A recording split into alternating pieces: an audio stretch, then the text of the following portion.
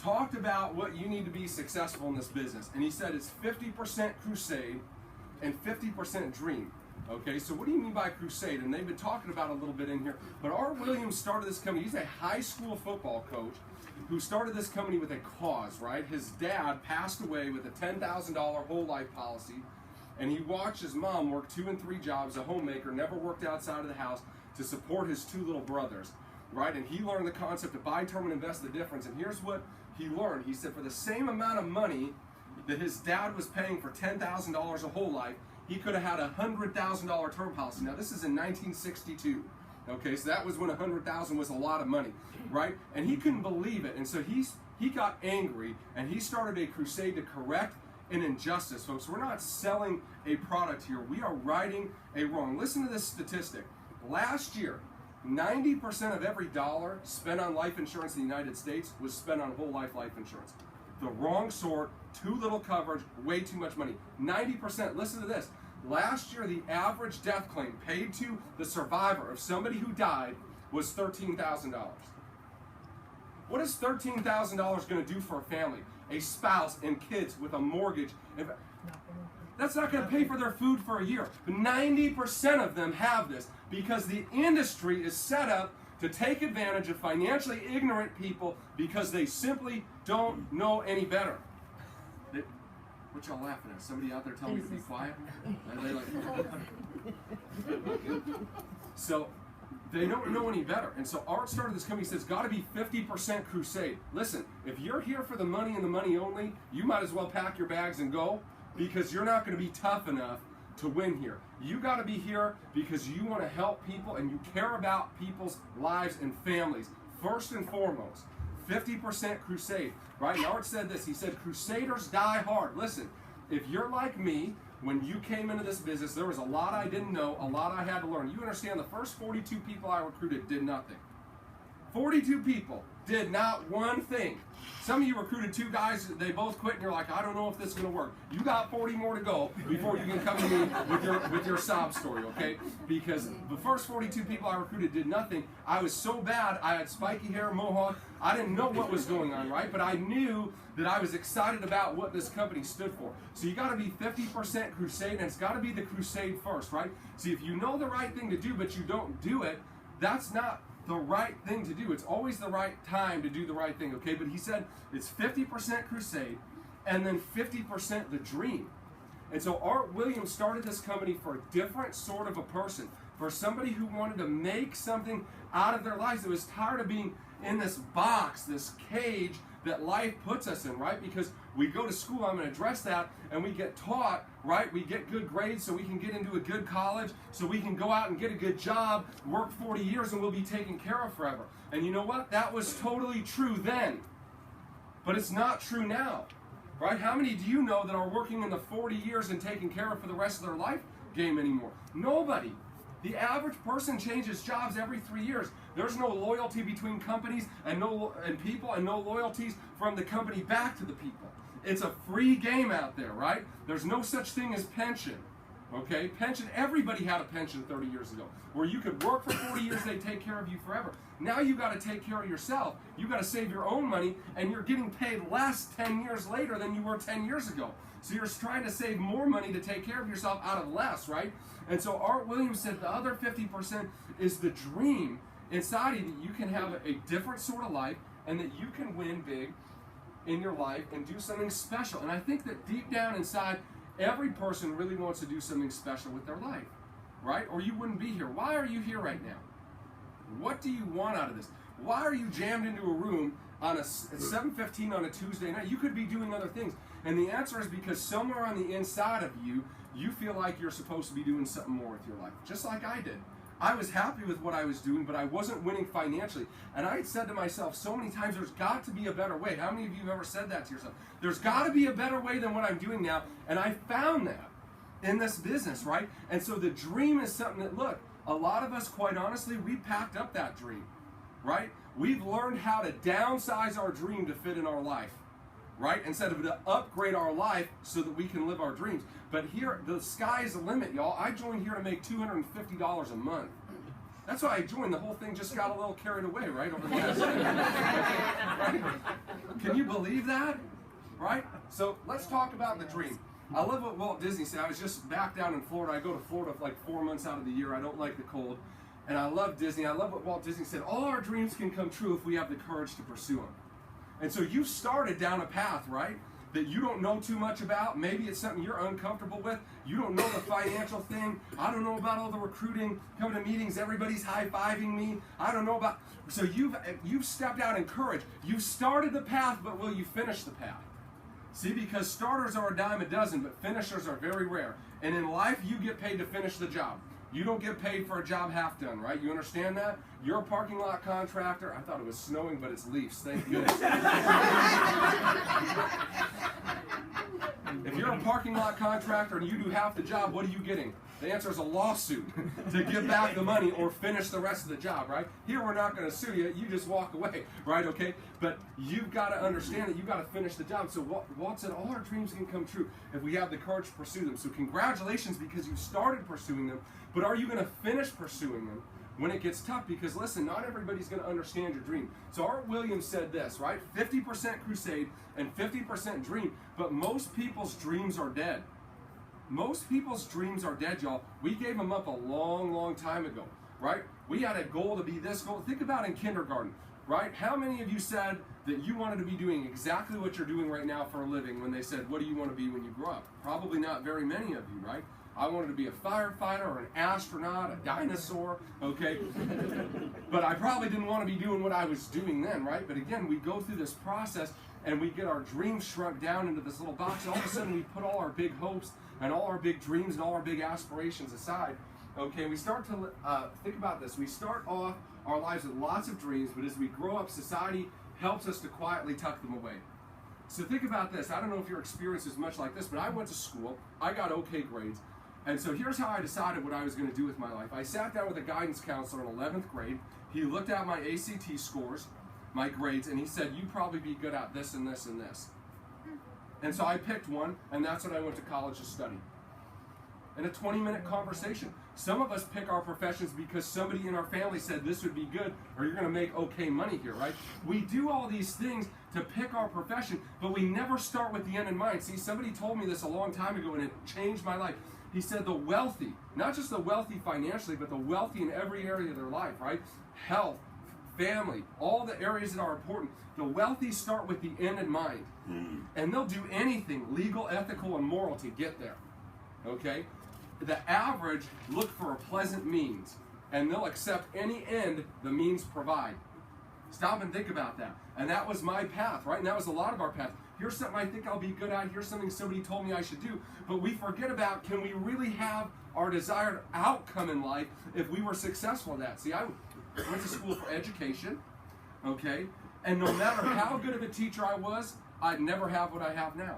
Do you understand that? Right? And so I stopped educating. I went into music, in the music ministry. Well, listen, no matter how good I was at music ministry, I'd never have what I have now. Because I wasn't starting with the end in mind. I was looking at what do I like, what do I enjoy, what am I comfortable with, and I'll accept whatever that gives us. And the problem is, that's not a great way to turn out the life we want. We end up living life by default and by circumstance instead of on purpose. And so here, you can live your life on purpose. You can choose an outcome, and then you can put together a life that produces that outcome, right? Instead of building a life you're trying to escape from all the time, taking vacations, all these things, you should build a life you don't need to take a vacation from. And that's what you have an opportunity to do here. Okay, so this thing keeps shutting off. I'm sorry about that. So think about the education system for a second, because this is one of the things that I thought about early on a lot. So think about how this works. So you start off at 5 years old and you go to kindergarten. So at 8 o'clock in the morning, every day, Monday through Friday, where do you show up to? The school, right? About 10 o'clock in the morning, what time is it? Snack time, recess, right? A little bit of downtime. Now noon comes around, what time is it? Lunchtime, right? Okay. 2:30 in the afternoon, it's recess again. 3:34, you get to go where? Home. And what do you do the next day? 8 o'clock, where do you go? Right back to school. 10 o'clock, what time is it? Recess. Noon, what time is it? Lunch. 2:30, recess. 4 o'clock, you go home. Well, let's fast forward 30 years later, 40 years later for some of you. At 8 o'clock, where do you go every morning? Work. The job. At 10 o'clock, what time is it? Coffee break. At noon, where do you get to go? Lunch. To lunch. At 2:30, what time is it? Break. Coffee break. At 5 o'clock, what do you get to do? Go home. Where do you go the next morning? Did they get you? Did they get you? See, you've been conditioned your whole life, just like me, for mediocrity. See, we were born to be great, but conditioned in this process of being mindless worker bees. Just go and get a good job, and it'll all be okay. And you know who's getting rich off of you? The people that did exactly the opposite of everything you've ever been told, right? The people who went into business, took risks, and owned something. You work for them, and they're living their dreams, and you're building their dreams. Right? Does that make sense? So think about that. Have you been duped by the process in the education system? See, you can't share your dreams with dream stealers. Okay? So let me tell you, you guys are going to have some negativity here. Any of you realize that? Right? Any people you thought would be supporting you and they're not supporting you? Okay? Listen, not everybody's going to support your cause, right? They don't know what you know. They don't think the same way you think. And listen, God didn't give them the dream necessarily He gave to you. Okay, so not everybody can go where you're going, but you got to understand that they don't understand. It's normal. See, our family, our friends, the people that we want to support us that maybe isn't supportive, listen, they're not trying to be mean. They're trying to protect you, right? They don't want to see you get hurt. They don't want to see you get your hopes up, right? So they're trying to give you their infinite wisdom, okay? The problem is it's the blind leading the blind, right? So the average are always taking career and financial advice from other average people. Right? That doesn't make any sense. How can you all help each other, right? Okay, so understand that your dream you can't necessarily share with everybody, and don't expect it to be welcomed by everybody, and that's okay. And that's a hard part for new people. That was a hard part for me, to look at people I cared about, and they weren't supportive of me. They talked bad about me. They wouldn't sit down with me. My own parents, y'all, wouldn't sit down with me for 3 months. My own mom and dad didn't want anything to do with it until they realized I wasn't going to quit. Okay? So this is one of my favorite quotes. Study while others are sleeping, work while others are loafing, prepare while others are playing, and dream while others are wishing. By William A. Ward. Okay, and this is life, y'all. Listen, 30 years and 40 years going to go by fast. Okay, how many people do you know that are now 60, 65, 70, still have debt, not enough money saved, in a career they don't love, and they're looking back on their life and they're saying, the best years of my life are gone. I'm at the end now. And I put in all this time, all this effort. I towed the company line, and what do I have for it? Folks, that's almost everybody. That's almost everybody. And that will be you if you don't change course. If you don't change course. So listen, you can dream while other people are wishing. You know, there's people I talked to my first week in this business, still didn't get in. And 10 years later, their life is exactly where it was before, and my life is so much different, right? Okay, and look, that's going to be the same thing for you. So let me ask you some questions. I want you to write these things down, okay? Well, what do you want out of your life? Mark Twain said this. He said, I can help anybody get what they want. The problem is I can't find anybody that knows what they want. Okay? And you see, when you don't know where you're going, any path will do. Any path will do, right? And so what I want to awaken in you a little bit tonight is some clarity about what do you want in your life. Do you want what you have now? Do you want too much month at the end of the money? Do you want to constantly have to go do something you're not sure is making a difference? Do you want to watch your spouse go into a job they dislike? Do you want to keep dropping your kids off at daycare and having them raised by other people? Not that there's anything wrong with that if that's what you have to do right now. But what you have to do right now is not what you have to do 2 years from now. Do you understand that? Here you have a choice and a chance to make your life the way you want your life to be. Okay? But are you going to be oblivious to that and just let it pass? So what is it that you want in your life? What is it that you really want? And why is it that you want that? Why? Why do you want those things? Why do you want that, whatever it is? See, most people cannot answer those questions. I prove it to you. Go home tonight and talk to your spouse if they're not here. Say, what do you want out of life? And if they can't give you a crystal clear answer in 15 seconds, they don't know the answer. They don't know the answer. And the truth is, some of you in this room don't know the answer. And that's okay to this point, but tonight that's got to change. Because again, if you don't know what you want, you're always going to get it, which is nothing, right? Not much. And any path will do. So I see a lot of people, they come here and they just fade away. They just fade away because all of a sudden somebody says no, the recruit quits, somebody cancels their policy on them, and they're thinking like, oh, I don't know, this is hard, I don't know if I like this. Well, guess what? Liking has nothing to do with winning. Okay? Liking has nothing to do with winning. You think a world-class athlete likes being at the gym at 3:30 in the morning, breaking their muscles to the point of failure 6 days a week? You think they like a bedtime? You think the NBA players like being told when to go to bed, what to eat, how many calories you burn a day? What's this metric? What's that metric? You think they like 10 million people talking about them on Twitter when they miss something that's important? Do you think they like that? No. What do they like? The result. Right? They like the result. And it's the same way here. Okay? So what do you want and why do you want it? So let's do a little exercise here, okay? What I want you to do is right now, I want you to write the 3 names that come to your mind immediately. They're the 3 people that will be most greatly affected by you having massive success here. Stop what you're doing and let's write it down. Okay? If you're not writing, you're not going to get any value out of this, okay? So stop and write the names down. Just in your mind's eye, when you really win big at this, when you're making $40,000, $50,000 a month and you don't have to go to work every day, who else in your life has their life changed because of that? And I want you to write down those names. We'll take a second. Okay. But write down the first 3 names that come to your mind. Who are those people? Maybe it's some of your parents that are still working and you want to be able to retire them. Maybe again it's your spouse that doesn't want to keep working. Maybe it's the little old lady down the street. I don't know who it is, right? But somebody is going to be affected when you win big. And who is that person? Write down those 3 names. And I want you to write down in as clear a mental picture as you can. How will their lives be different? How will their lives be different?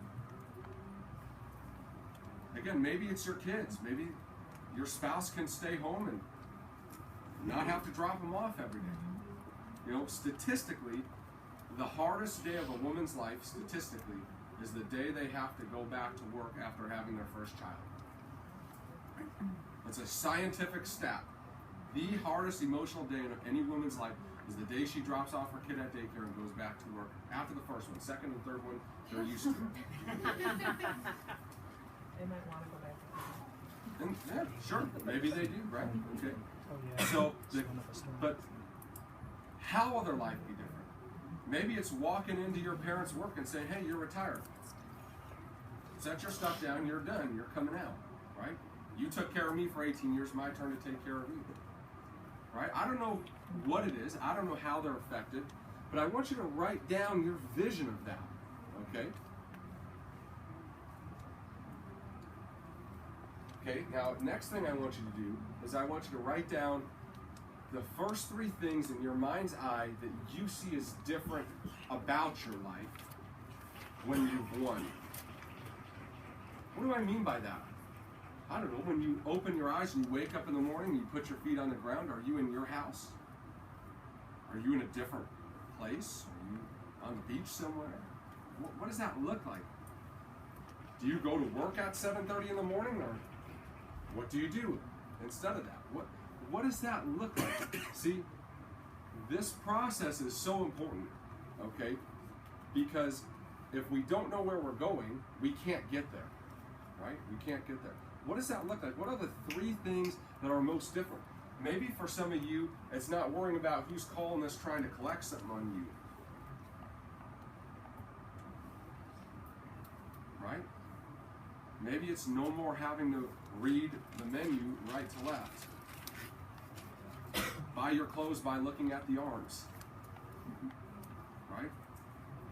For me, it was not having to sift through 5-foot-deep tubs of freezer ravioli at Meijer looking for 3 for $5 bags because I couldn't afford 3 for $7 bags. That was something that I saw as different. I was so tired of being broke. I was so tired of being broke. I was so tired of looking at my wife every day who wanted to start a family, and we couldn't because she made more than I did, and we couldn't live on both of what we made. I was tired of that. I was tired of having no money. I was tired of never being able to go on a trip somewhere because I had nothing, right? I was tired of that. What is it for you?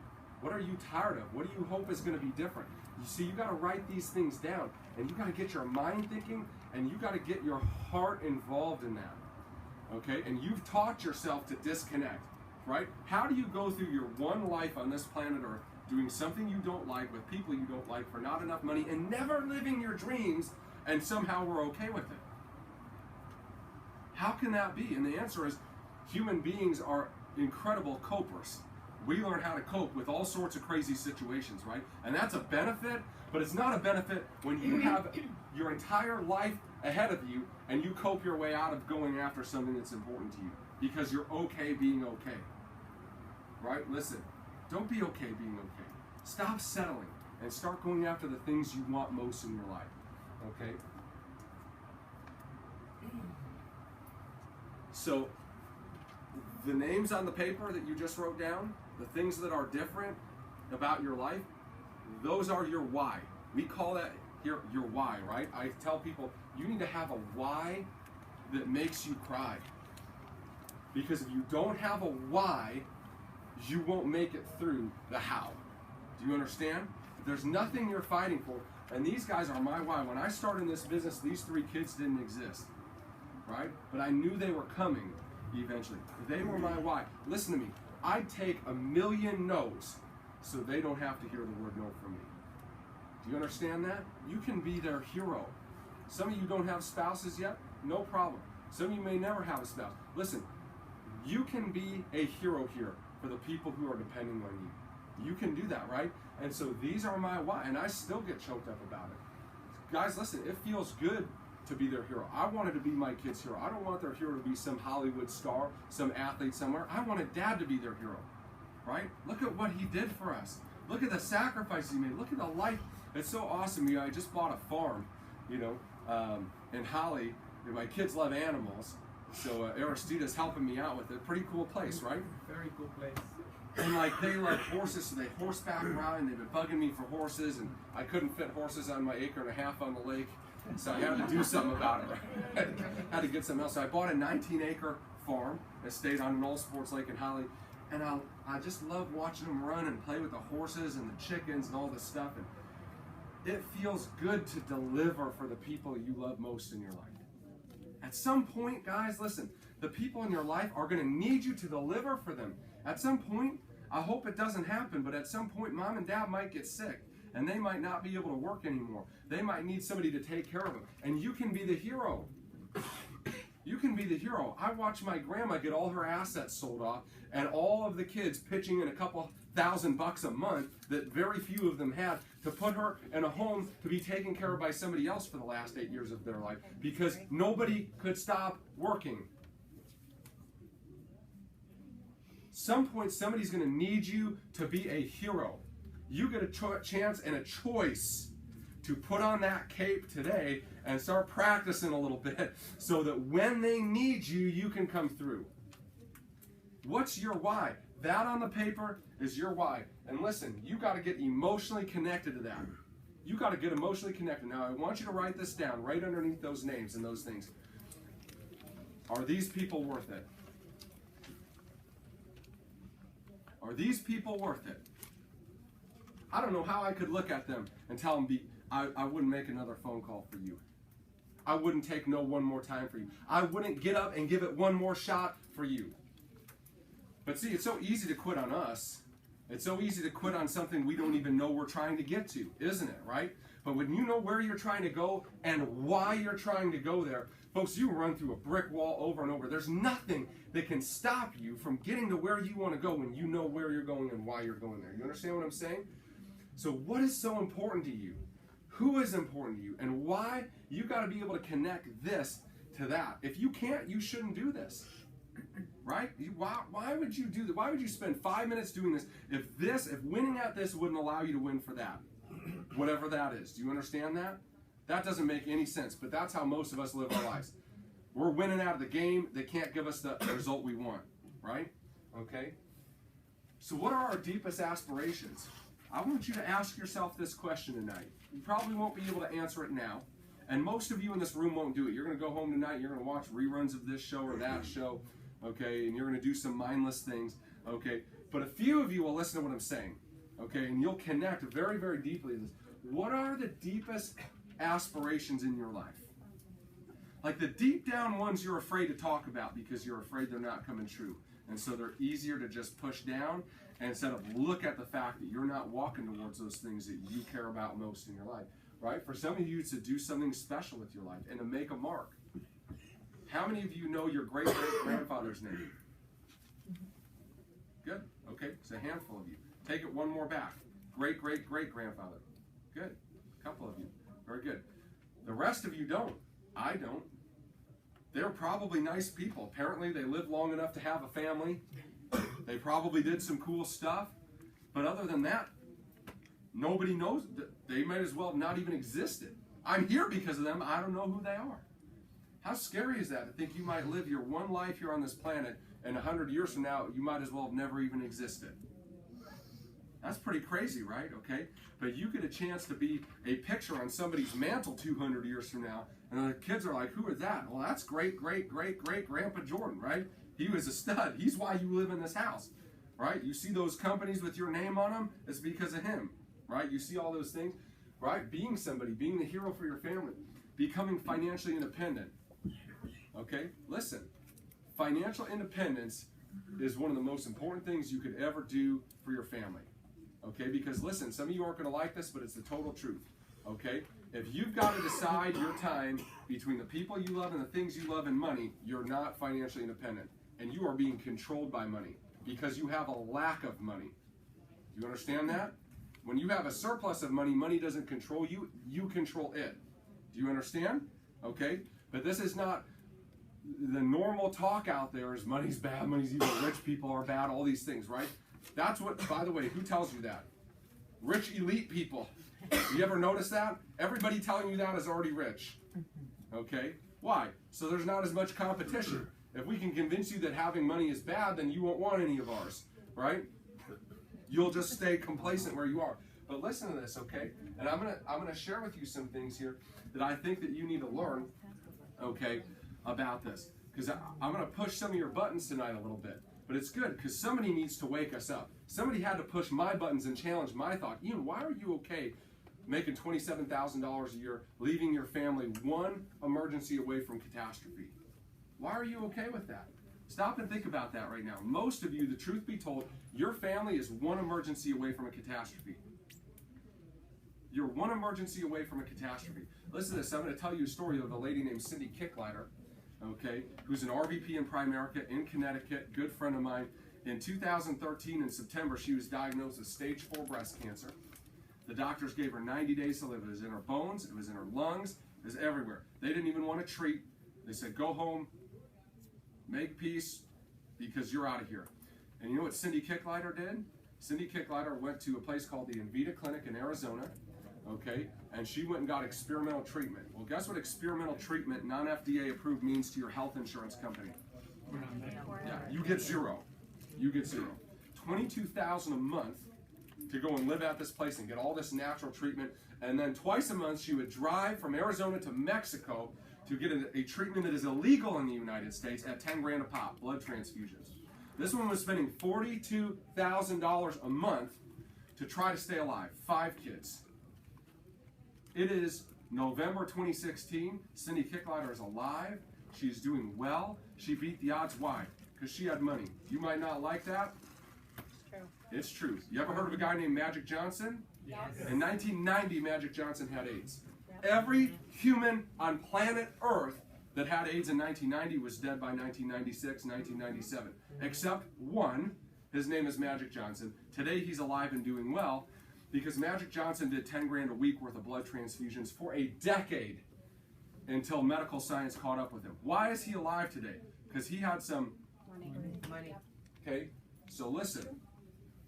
You might think money's not everything, and it probably isn't everything. And money shouldn't be your God, okay?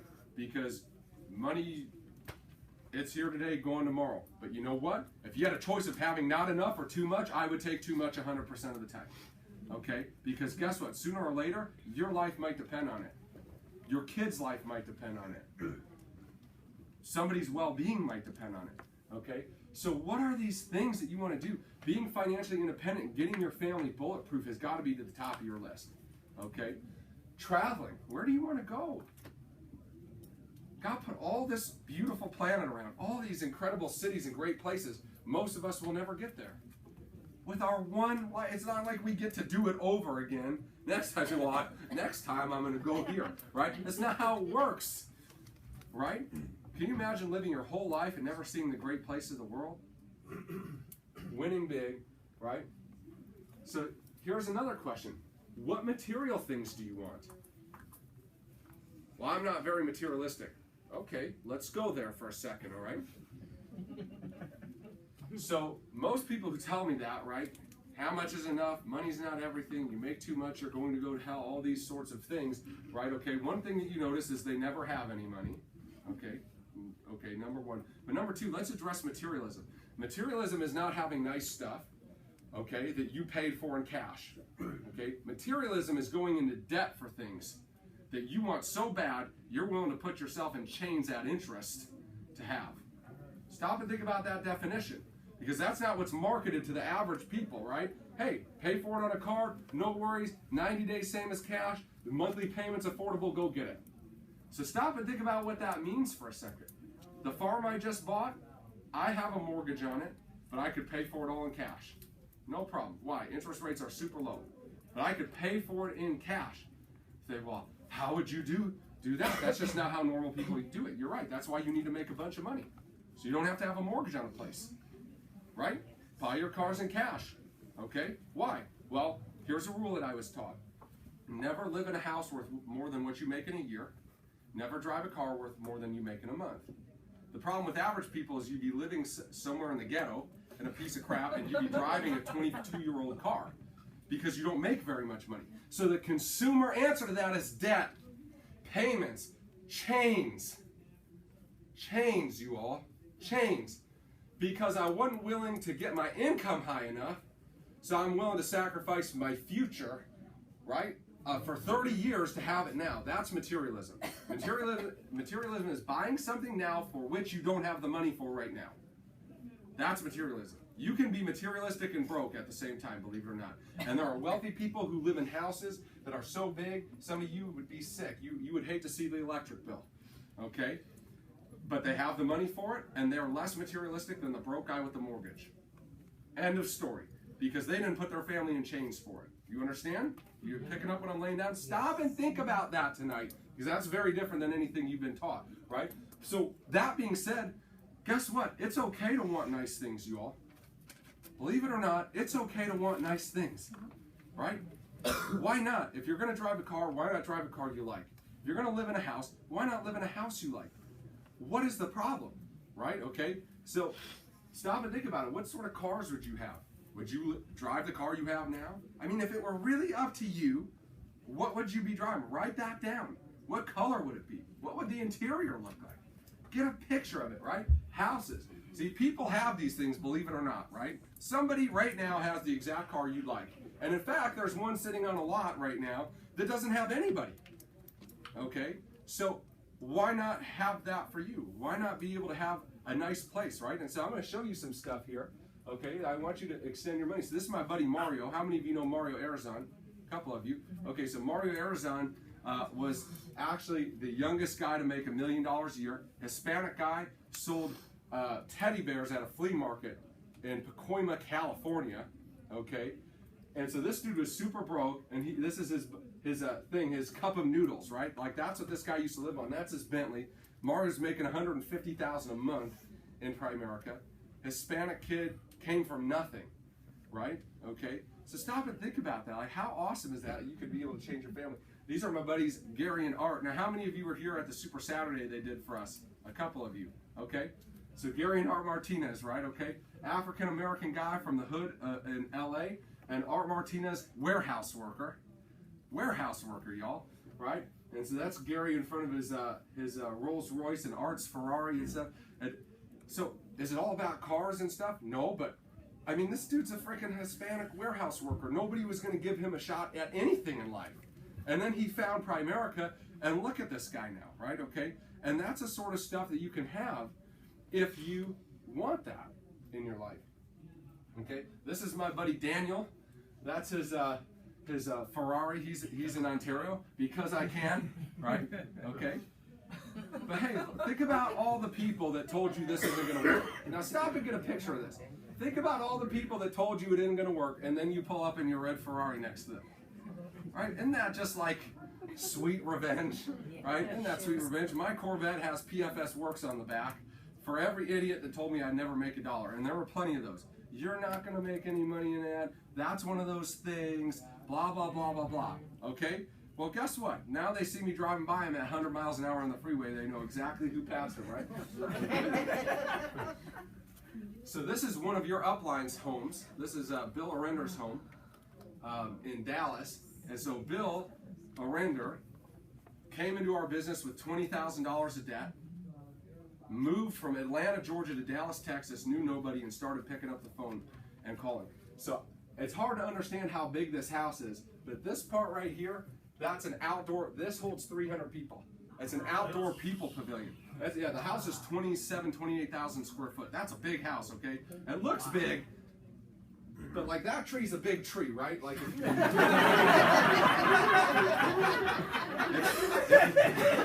what I mean? Like, it all kind of looks relative until you put something out there that like makes sense. Okay, so this is 2,800 square foot guest house.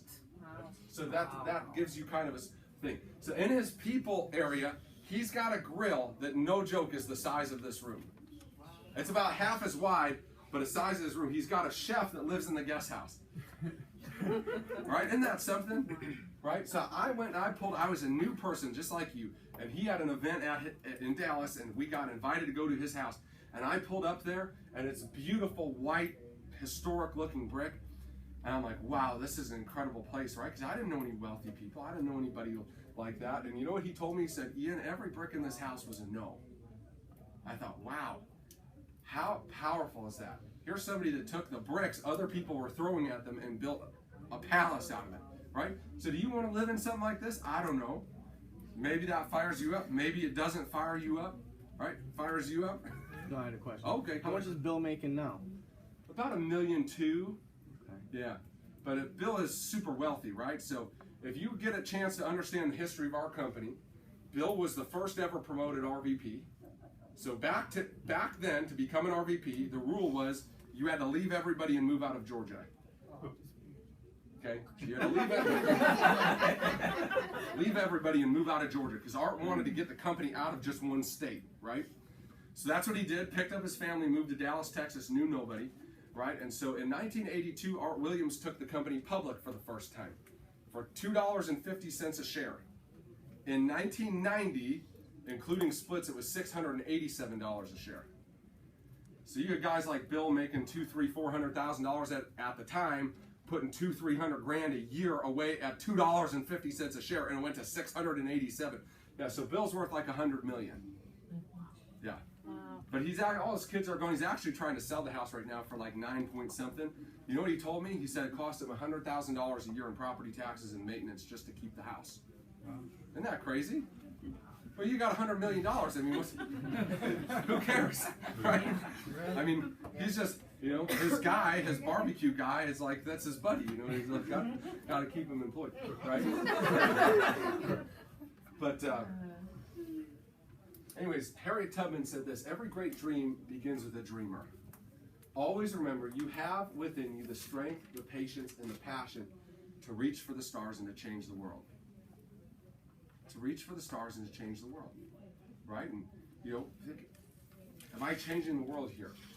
My very first day in Primerica was a Thursday afternoon, and Thursdays I ran band practices at the church, okay? And there was a guy in one of my bands, his name was Jeff. Jeff was a backup singer, super nice guy, actually had a business up here on Walton, a window cleaning business. And my very first day license, I'm like, Jeff, hey man, come over here. So he comes over here and says, hey, who does your life insurance? He's like, why, you selling life insurance? I'm like, well, kinda. It's more than that, but yeah. He's like, dude, I'm all set. And I'm like, that went awesome. Exactly how I always dreamed my first transaction going, being totally shut down within 10 seconds, right? Okay. But I'm like, no, I got to talk to Jeff. So every Thursday I would see Jeff there, right? And I'd be like, Jeff, let me look at it. No, I'm good. He pushed me off for months, straight up, like 2.5 months in. He's like, Ian, listen, my dad was a farmer's agent before he retired. He set me up with my life insurance. I'm sure I'm all set. And I'm like, Jeff, let me see your life insurance, right? So finally, he realizes I'm not going to stop asking about it. So I bribe him with Coney's at the Coney Island across from his window cleaning business. I'm like, dude, just come, bring your policy. I'll buy you lunch, and I'll never talk to you about it again. Is that fair? And so by that point, I'm pretty sure he realized I was not going to stop talking to you about it. So this guy shows up with a $250,000 whole life policy. Let me give you a little background info on Jeff. Jeff was making $110,000 a year. Wife didn't work.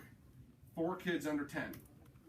So if he dies with a $250,000 policy and his wife needs $110,000 a year, how long is wife and kids okay for? 2 years, 2.5 years maybe, okay? So I show Jeff the concept of buy term and invested it. He's paying $223 a month for that $250,000 policy. For $183 a month, so $50 a month less, we got him $1 million policy. So he switched. You know what he said to me after that meeting? He said, I'm glad you kept pushing on me with this because I kind of knew I needed more, but I'm like, why didn't you tell me that the first time, right? So 13 months later, Jeff dies, perfectly healthy, drops dead in Grand Rapids on a business trip, watching YouTube videos with his business partner, has a massive heart attack and dies.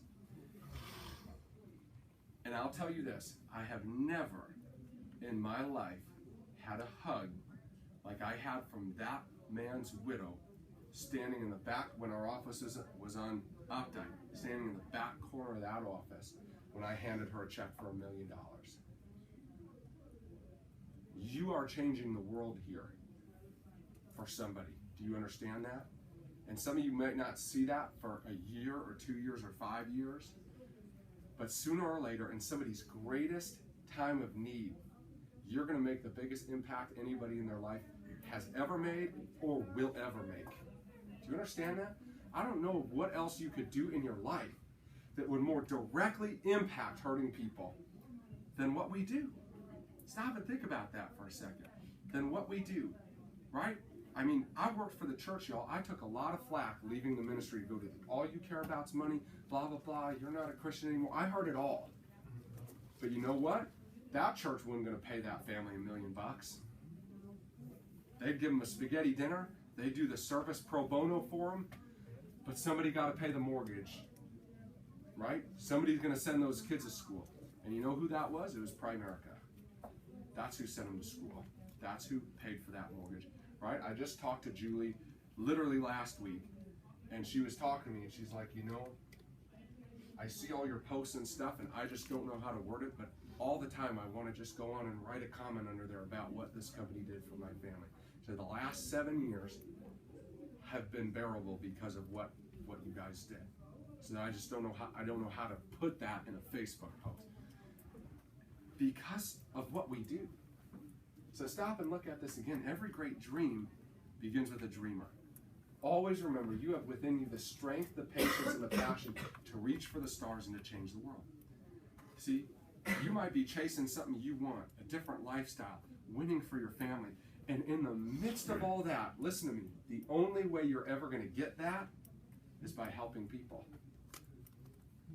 What an incredible business. The only way you can have any of those things is to help a whole lot of people. Sit at a bunch of kitchen tables and have people say, yes, I want to do this. I want to take care of my family. I want you to help me set that up. What a wonderful system. Think about your job. How do you get ahead in your job? And the answer is by stepping on other people on your way up. There's only one position above you, right? You're waiting for that guy to die, quit, get fired, or something else to happen before you. And here, all you got to do is help somebody else. Help somebody else. Help somebody else. Okay? Maybe some of you, it's not cars and houses. Maybe you want to make a difference in your life. So this is a buddy of mine named Mike Tuttle. Mike Tuttle is a couple $1 million a year earner. Okay? And every year, Mike Tuttle goes to Mexico. He lives in Texas.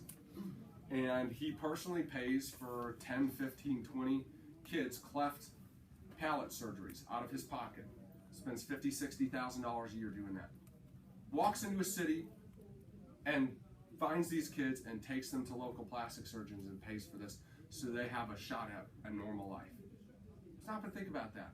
Why? Because he can. Because good people with money make the world a better place. Bad people with money make the world a worse place. End of the story, right? Do you understand that? Stop and think about that. You know, I don't tell this story often, but it's one of the most impactful things. When I was first starting the business, really starting to make money, we had friends of ours. My wife grew up with their family, wonderful couple. They had their first child, and 6 hours after the baby was born, something's wrong. And the baby ended up passing away. And I wrote them a check for that baby's funeral. I said, you don't do anything, we got it, right? They didn't have any money, they had nothing. They just lost their baby, perfectly healthy pregnancy, right? Why? Because we had the resources to do it. Who can you make a difference for, right, in life, because you're not having to scrounge just for you? Aren't you tired of just trying to take care of you? Believe it or not, there's a world bigger out there with problems bigger than ours, right, that we can serve if we'll take care of us and get enough to serve some other people, right? So that's Mike. And some of you guys know we just put it up in Angel House. So we did this presentation before we had built one. But this is my buddies Mark and Stacia Cox. Some of you have met them. They're from the East Coast. They had a daughter pass away. And in her memory, what they did is they went and they opened a 25-child orphanage in India. And they named the house after her. And so they took a tragedy and they turned the tragedy into a triumph for people. Good people with resources and time and being able to give outside of themselves. Think about that. That girl will live on forever. And the hearts of kids that were abandoned across on the other side of the world that nobody cares about. Why? Because that's what good people with resources do. They make a difference. And I don't know if you all know this, right? But next month we open our Angel House. This team opened one of these. Okay? It opens next month for 25 children in India who are homeless. Many of them have no name. Their parents just abandoned them. They've been street kids essentially indefinitely. And now they have a home, they have a family, they can go to school. Unbelievable, right? Why? Because God has blessed us to give back and be a blessing, right? Okay? So Helen Keller said this, the only thing worse than being blind is having sight but no vision. Most of us in this room see okay, but we have no vision for our life. Tonight, I want you to think long and hard about this stuff. I want you to look at those names. I want you to ask yourself, what is my life going to stand for? When I'm gone, what are people going to say about me? When I have been gone from this earth for 100 years, that way it gets done. Great minds think on paper. At least you didn't get the full-timers message, right, Aristina? That's a good thing. Okay. So, I hope tonight that, again, you get a little bit of an impact on the inside of you about where you want to go in your life and what you want your life to count for and the sort of person that you want to be. Because you can be a net taker out of society. You can consume food and air and space and resources and stuff and leave nothing here, right? Or you can leave the world a better place than you found it. It's your choice. I hope you guys choose the right thing. I'm excited to talk to you all next week. God bless you all.